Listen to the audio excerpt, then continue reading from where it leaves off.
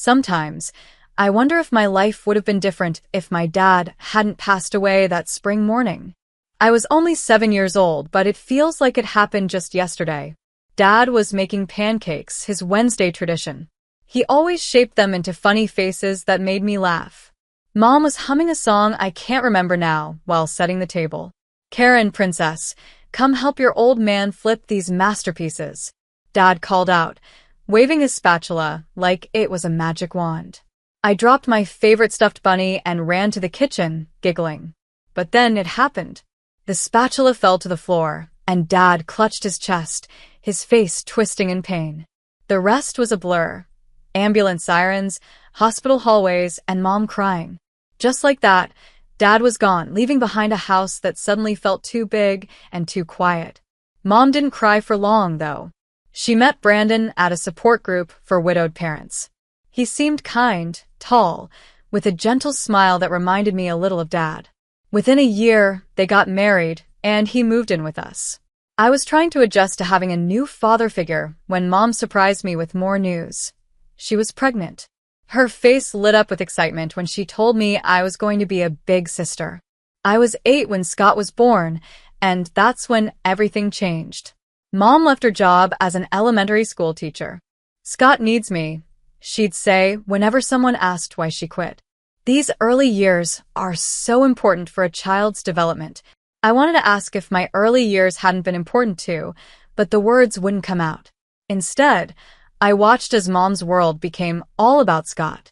She started forgetting to pack my lunch for school, then acted surprised when I said I was hungry at dinner. "Oh, I'm so sorry, sweetie," she'd say, distracted, already turning her attention back to Scott. It didn't happen just once or twice. It became normal. I noticed Brandon watching Mom with a worried look as she focused on Scott, barely noticing me. At dinner, it felt like I wasn't even there. I was sitting alone doing my homework when Brandon sat down beside me. "You know, Karen," he said softly, helping me with a math problem. "Sometimes people get so focused on one thing that they don't notice what else is around them." As Scott got older, the tension in our house grew worse. Brandon tried many times to talk to Mom about how much attention she gave Scott, but it always ended the same way, Mom getting defensive and angry. I remember one night during dinner when Brandon brought it up again. Scott was about 5, playing with his food while Mom hovered over him, trying to get him to take another bite. "Melissa," Brandon said, putting down his fork, "we need to talk about this. You can't keep hovering over him like this. He needs to learn to do things for himself." Mom's expression instantly changed. Her face tightened as she snapped. "What are you saying? That I'm a bad mother?" "That's not what I'm saying, and you know it," Brandon replied calmly. "But you have 3 kids here, not just one. And don't forget, you also have a husband." I kept my head down, pretending to focus on my mashed potatoes, but I was listening to every word. "Scott needs me," Mom said sharply. "He's still so little." I was little too, I mumbled under my breath, but no one seemed to hear me. Things reached a breaking point when Brandon suggested signing Scott up for Little League Baseball. I was sitting on the stairs with my homework when I heard their voices rising in the kitchen. "Absolutely not." Mom's voice was high-pitched and panicked. "Do you know how dangerous baseball can be? He could get hit by a ball, twist his ankle." "For heaven's sake, Melissa," Brandon interrupted, his frustration showing. "He needs to live a little. You can't protect him from everything." But Mom wouldn't change her mind. Instead, she signed Scott up for art classes at the community center. I still remember the way Scott sat there in his art class, dragging his brush across the paper without even trying. The other kids were painting seriously, but Scott didn't seem to care.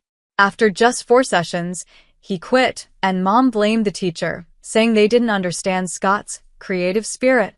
Meanwhile, Brandon started spending more time with me. Maybe he was trying to make up for Mom's behavior, or maybe he just saw that I needed someone on my side. He took me to my karate classes 4 times a week and stayed through every session. He was always the loudest cheerleader when I earned a new belt. While I thrived under Brandon's attention, Scott became harder to handle. His room was always a disaster, clothes and toys scattered everywhere. Mom would look at me with that expression I dreaded. "Karen, be a dear and clean up Scott's room," she'd say, not really asking but telling me to do it. One day, Brandon found out about this routine. "She's not his maid, Melissa," he said firmly. "Scott needs to learn to clean up after himself." That's when Mom started crying, her go-to response whenever she wanted to win an argument. "I knew it. You love her more than your own son. How can you treat Scott this way?" I watched as Brandon's face fell, the fight draining out of him. He looked at me with an apologetic expression, then raised his hands in defeat. "Fine. "Have it your way," he said quietly before walking away. After that, Brandon stopped arguing with Mom about Scott. But the way he looked at me told me he hadn't given up on me, even if he'd given up on fighting with her. It wasn't much, but it was something, and sometimes something is all you have. When my high school graduation day came, it was bittersweet. As I stood in my cap and gown, I scanned the crowd. I saw Brandon, smiling proudly, cheering for me. Mom was there too, but she kept checking her phone, probably texting Scott's babysitter. Later that evening, Brandon called me into his study. He pulled out a folder full of college brochures. "I've been saving up," he said with a proud smile. "You can go anywhere you want, Karen. The sky's the limit." Before I could respond, Mom burst into the room. "You can't be serious," she exclaimed. "That money should be saved for Scott's future. He's going to need it more." Brandon's face hardened, a look I'd seen many times during their arguments. "This is not up for discussion, Melissa. I've already made my decision," he said firmly. I ended up choosing Midway University in Kentucky.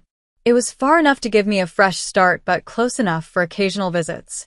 On move-in day, Brandon came to help me settle into my dorm, but Mom stayed home because Scott couldn't handle her leaving. He had anxiety, as always. College was exactly what I needed. For the first time, I felt free from the constant reminder that I was the less important child. I called home every week, but most of my conversations were with Brandon. Mom was always too busy with Scott. "Your brother's going through a rough time," Brandon explained during one call, his voice tired. "He's hanging out with the wrong crowd."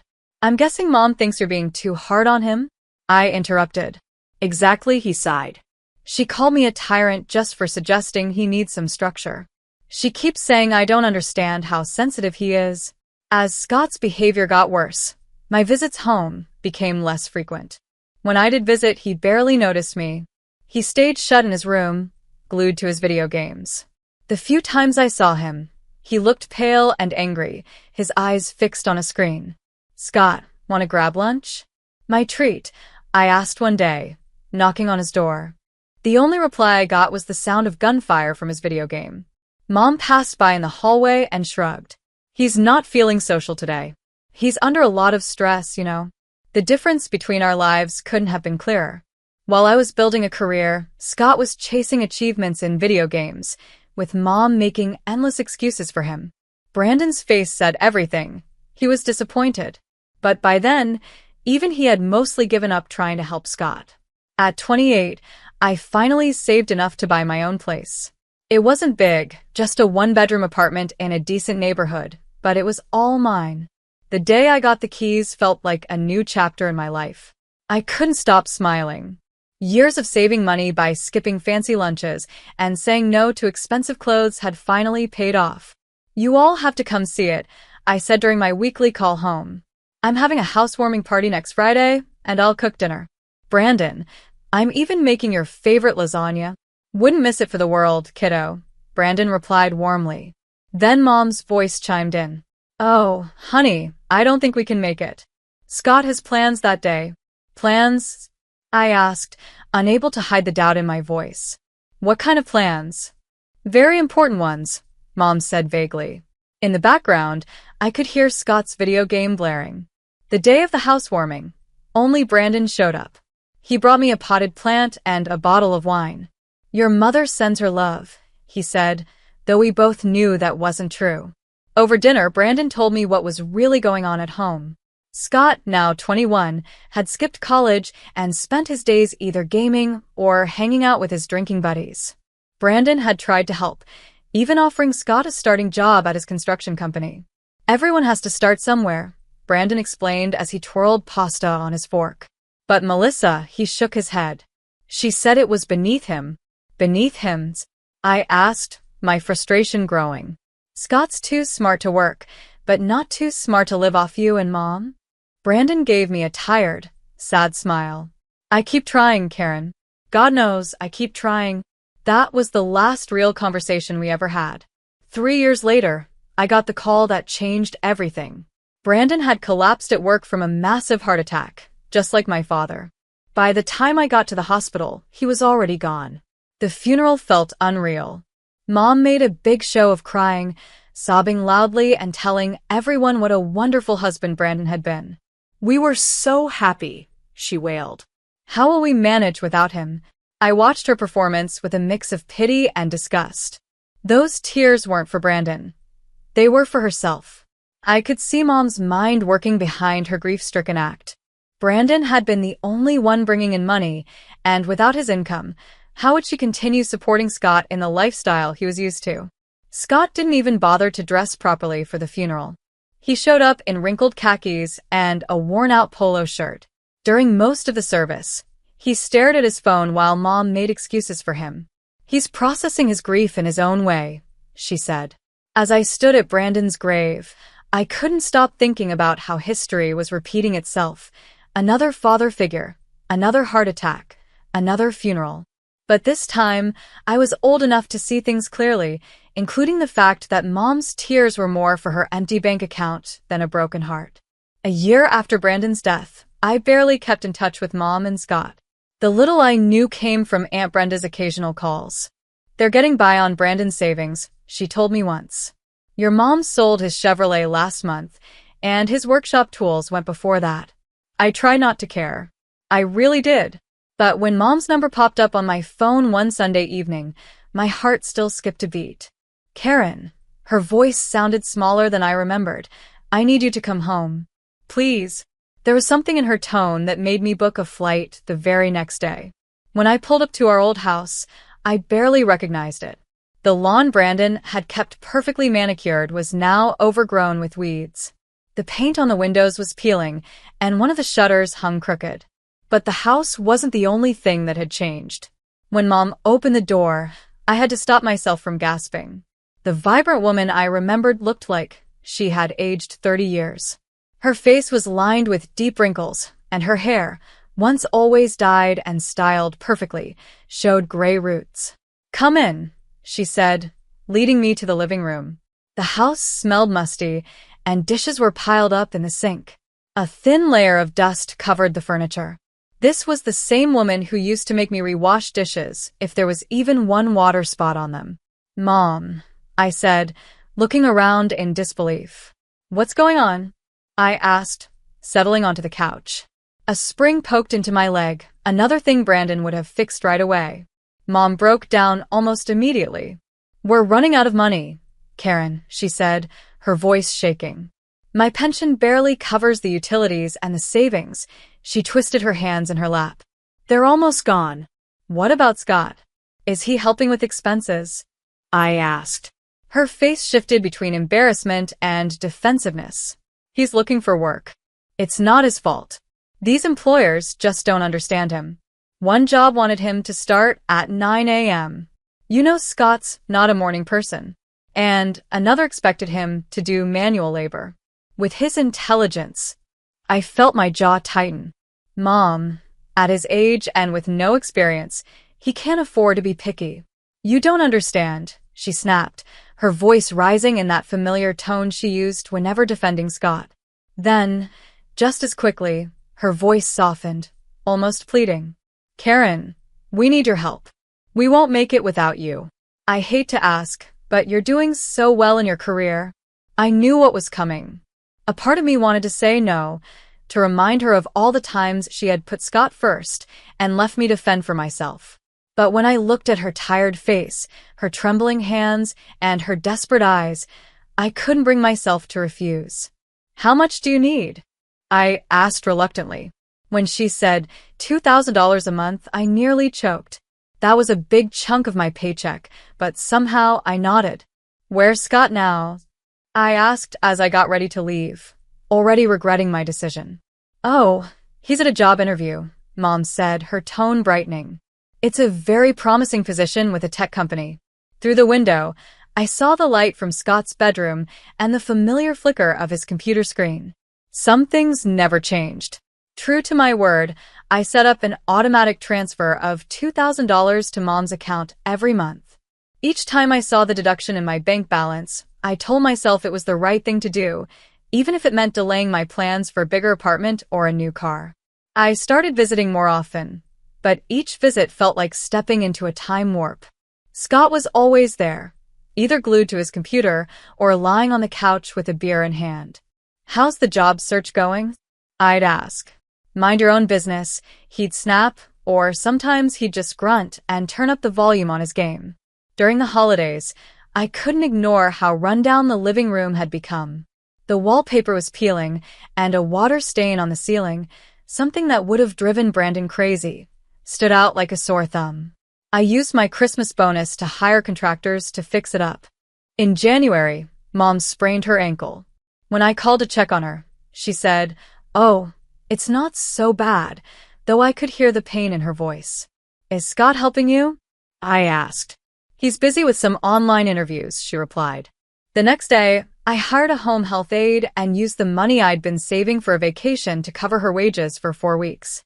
Then one day, I walked into the house and found a stranger sprawled on the sofa.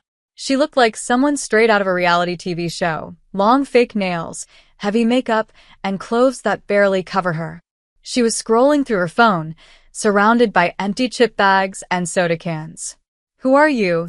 I asked, though I already had a bad feeling. Scott appeared from his room. "This is Laura," he said. "My fiancée.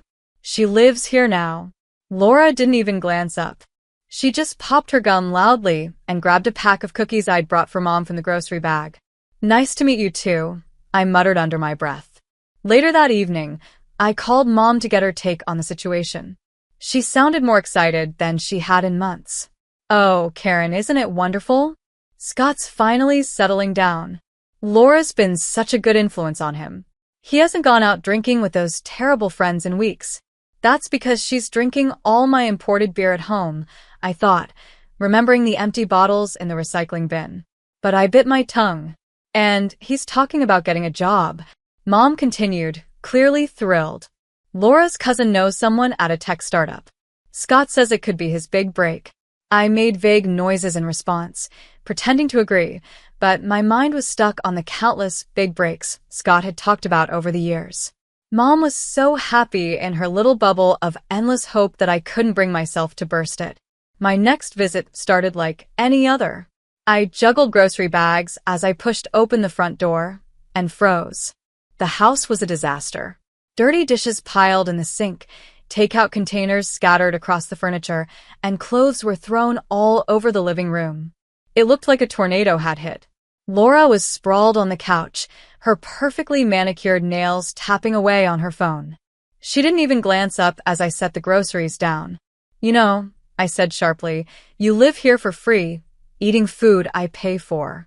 The least you could do is wash a dish." She slowly looked up, a smirk curling on her overly glossed lips. "Who do you think you are, coming in here giving orders? This isn't your house." "I grew up here," I snapped. "You're just a guest." That's when she laughed, a cold, mocking sound that made my stomach turn. "Oh, honey, you've got it all wrong. This house belongs to Scott now. Your mom signed everything over to him. There's a will and everything." I found Mom in the kitchen, shuffling through coupons she'd never use. "Is it true?" I asked, my voice shaking. "Did you leave everything to Scott?" She didn't look at me at first, fiddling with the papers in front of her. Then her face changed, hardening. "Yes," she said flatly. "It's true." "I don't understand," I whispered. "I'm the one helping you. I'm the one sending money every month. Scott doesn't work. He doesn't do anything. Don't you dare talk about your brother like that." Mom's voice rose sharply. "You don't understand him. You never have." "Understand what?" I asked, my voice trembling with anger. "That he's a parasite? That he's perfectly happy to live off my money while his girlfriend trashes this house." "Oh, stop being so dramatic," Mom snapped, her face twisting into an expression I didn't recognize. Then she said the words that hit like a punch to the gut. You want the truth? I never loved you the way I love Scott. He's better than you in every way that matters. And I don't want to see you here anymore. Her words felt like a physical blow. For years, I had convinced myself that Mom did love me. Maybe not as much as Scott, but in her own way. I thought that deep down, somewhere beneath her obsession with him, she cared about me too. But now I knew the truth. She didn't. I turned and walked out, Laura's mocking laughter echoing down the hall. 31st years of hoping, making excuses, and trying to earn my mom's love ended with the quiet click of the door closing behind me. The drive home was a blur. I don't remember the 4-hour trip, climbing the stairs to my apartment, or sitting down on my couch. But I do remember the moment of clarity that came as I stared at my phone. My banking app showed the automatic transfer to Mom's account, $2000 every month for the past year. My finger hovered over the screen for a second before I clicked cancel recurring payment. For the next few weeks, I buried myself in work, trying to ignore the empty spot in my budget. But instead of feeling like a loss, it felt like an opportunity. I started researching investments, imagining saving for a real house, something I could finally call my own, not just an apartment. Exactly 1 month after my last visit, Mom called. The money didn't come through, she said, skipping any greeting. No hello. No how are you? There's no mistake, I said calmly, surprised by how steady my voice sounded. I canceled the transfers. There was silence for a moment. Then she exploded. You what? How dare you? After everything I've done for you. I couldn't help but laugh at that. Everything you've done for me? Like what, Mom? Ignoring me? Making me clean up after Scott? Telling me you never loved me? That's different, she snapped, using her usual defensive tone whenever Scott was involved. You know I was upset. But you can't just stop helping us. We're counting on that money. Scott and Laura are planning a vacation to Cancun. They need it. I felt my anger rise. A vacation? Scott needs a vacation from what, exactly? Sitting around, playing video games, and drinking beer? Scott doesn't need a vacation, Mom. He needs a job. How dare you speak about your brother like that, she yelled. You're just jealous because… Because what? I interrupted. Because you gave everything to him? Fine. You made your choice, Mom. Now he can take care of you? You ungrateful, selfish little… The rest of her rant dissolved into a stream of insults and demands. I let her go on for a moment before cutting in. Goodbye, Mom. Don't call me again. Then I hung up, feeling a weight lift off my shoulders for the first time in years. I blocked Mom's number before she could reply, but she wasn't finished. Over the next few weeks, messages flooded in from every possible place. Facebook posts about how she was struggling to pay bills. Instagram comments calling me a terrible daughter. Emails listing all the sacrifices she claimed to have made for me, most of which I didn't even remember. Scott joined in too, sending angry texts accusing me of destroying the family. One message read, Mom's crying because of you. You better start sending money again, or else… Before blocking him, I replied, here's an idea. Try getting a job. Even Laura got involved, reaching out through LinkedIn of all places. She sent a long message about how I was breaking my mother's heart and how Scott was too sensitive to handle the stress of working. I had to give her credit for being creative, at least. It's been 7 months now, and I have no idea how they're doing. For the first time in my life, I don't feel guilty about that. Maybe they've realized Scott needs to take care of himself. Maybe they're still waiting for me to cave and start sending money again. Or maybe they've found someone else to manipulate. The truth is, I don't need to know. What I do know is that the $2,000 I used to send them every month is now sitting in my savings account, growing into a down payment for my own house. I know I sleep better at night, no longer jolted awake by angry messages or guilt-tripping calls. And I know Brandon would be proud of me for finally standing up for myself. The other day, I drove past a construction site with a "now hiring" sign. For a moment, I thought about snapping a picture and sending it to Scott. But instead, I just smiled and kept driving. Their problems aren't my problems anymore. After all these years, I'm finally free.